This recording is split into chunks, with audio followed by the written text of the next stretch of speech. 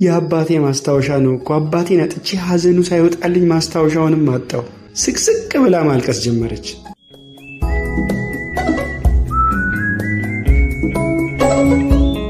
ልጅቷ ዕቃ ገዝታ ከሄደች ከቆይታ በኋላ ነበር ስልኳን ጥላ እንደሄደች ያየሁት። አንስቼው ውስጥ ወደምትጠብቀኝ ጓደኛዬ ጋር ሄጄ ምስኪን ስልኳን ረስታ ሄደች። እስኪ ብላ ተቀበለችኝና ዋው አይፎን ነው ደግሞ ደስ ሲል ፈነጠዘች። ያምሻል፣ ታሳዝናለች፣ በዛ ላይ ሐዘንተኛ ነች። በምን አወቅሽ? ጥቁር ለብሳለች።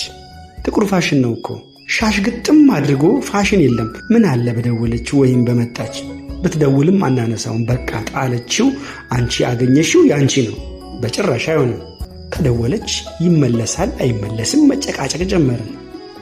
አንቺ ካልፈለግሽ እኔ ወስደዋለሁ። ቆይ እንደውም ድንገት እንዳይደወል ልዝጋው እያለች ልጅቷ ከች የስ ወይኔ በእናትሽ ስልኬን እዚህ ነው አይደል የጣልኩት?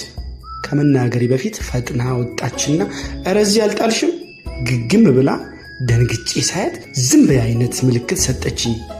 የአባቴ ማስታወሻ ነው እኮ አባቴን አጥቼ ሐዘኑ ሳይወጣልኝ ማስታወሻውንም አጣው። ስቅስቅ ብላ ማልቀስ ጀመረች። በጣም አሳዘነችኝ። አልቻልኩም። ጓደኛዬን የራሷ ጉዳይ ብዬ እዚህ ነው የጣልሽው፣ አይዞሽ አታልቅሺ፣ ለሌላ ጊዜ ግን ተጠንቀቂ ብዬ ከጓደኛዬ ተቀብዬ ሰጥቼ ሸኘኋት። እኔ ፈልገዋለሁ እያልኩሽ እንዴት ትመልሽላታለሽ እያለች ስታብድ 4 ዓመት ሙሉ የማውቃት አልመስላለችኝ። በጣም ነው ያዘንኩብሽ፣ ይቅር አልልሽም። ቦርሳዋን ይዛ እንደ እብድ እየተወራጨች ሄደች። ቆይቼ ደጋግሜ ደወልኩላት፣ አታነሳ። ለልጅቷ በመመለሴ ብደሰትም ከጓደኛዬ ጋር ስለተጣላው አዝኛለሁ። ዝብርቅርቅ ያለ ስሜት